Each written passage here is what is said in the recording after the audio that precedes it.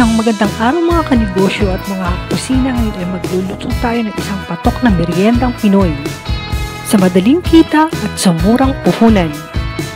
At kung gusto mong malaman kung ano ang sekreto ng masarap na buchi, panoorin mo lang ng buo ang video na to.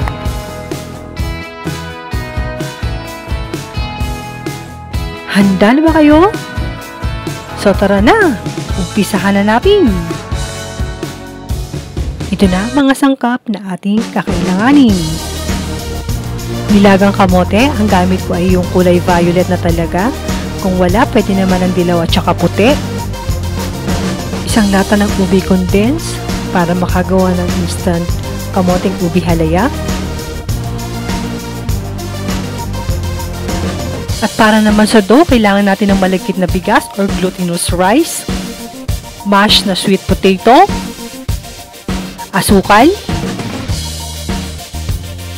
at giniling na bigas. Kailangan din natin ng keso para sa filling ng ating buchi at sesame seed naman para sa coating.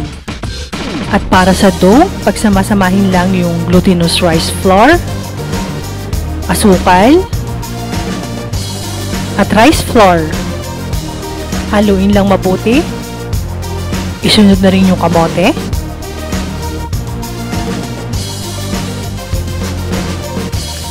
Ang tubig na gagamitin natin ay maligamgam at hindi rin naman sobrang init. Hindi ko ibinuhos lahat ng tubig para matansya ko yung masa ng dough. Mahirap kasi mag-adjust pag naparami yung lagay ng tubig.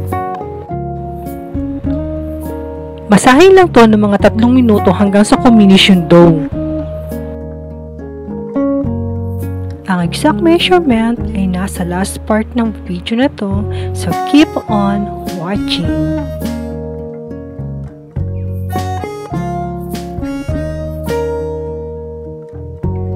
At i-rest natin to ng mga 20 minutes. Taktuban lamang ng plastic para maiwasang mag-dry. At habang naka-rest yung ating dough, ay gagawa tayo ng instant ubi kamote halaya. Isalang lang na natin yung ating binadgad na kamote at ilagay yung isang kanang ubi condense. Haluin lamang ito hanggang sa maging sticky yung texture ng ating ubi. Pwede rin lagyan ng vanilla, pero optional lang. Next ay mag-assemble na tayo ng ating dough. Gagamit tayo ng pangtakal para sa ating ube at saka dough para pantay-pantay yung sukat. At pwede mo rin itong timbangin. Gumawa muna tayo ng mga dough para matansya natin kung ilan yung magagawa at may idea na tayo kung pagkano natin ito ibebenta. I-repeat lang natin yung procedure hanggang sa matapos.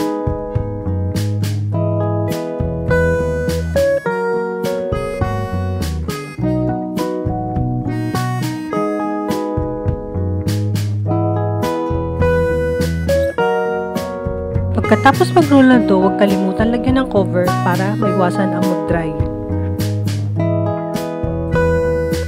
Takalin na rin yung ubing kamoteng halaya para consistent yung ating palaman.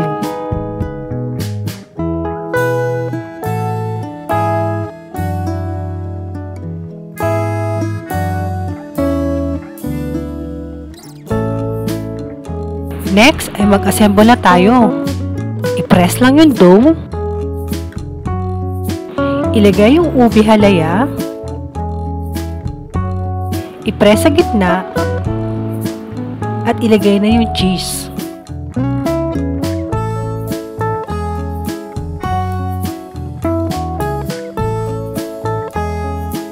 At isara na natin ito.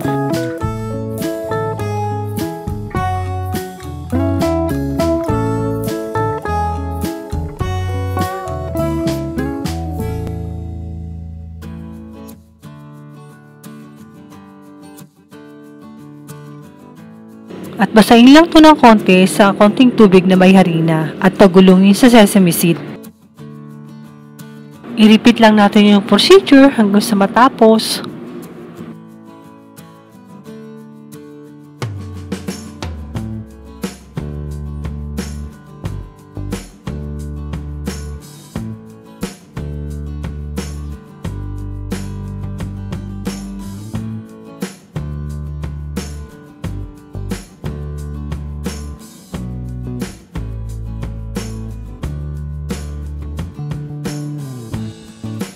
Napakadali lamang gumawa nito. At kung gusto pa ng mga merienda recipe, don't forget na mag-like and subscribe at pakihit na rin ng notification bell para ma-update ka sa mga bago kong video na i-upload.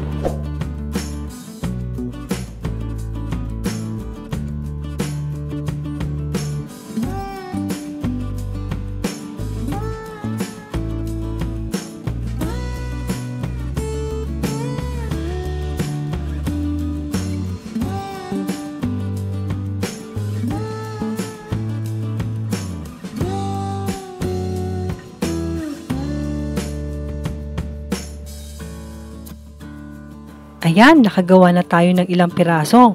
Magpainit na tayo ng kawali at maibenta na ito.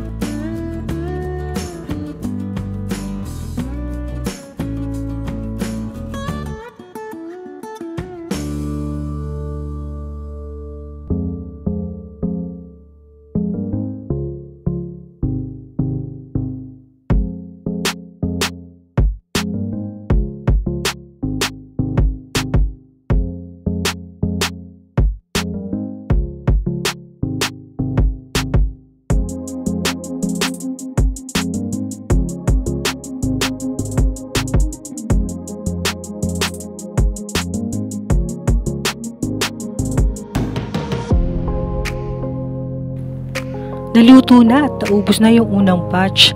Pang thumbnail ko dapat yon.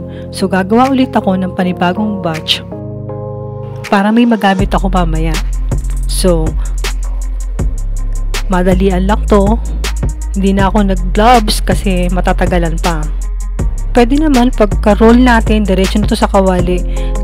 Diretso ko na to pinagulong sa sesame seed kasi didikit din naman ang sesame seed basta hindi dry yung dough.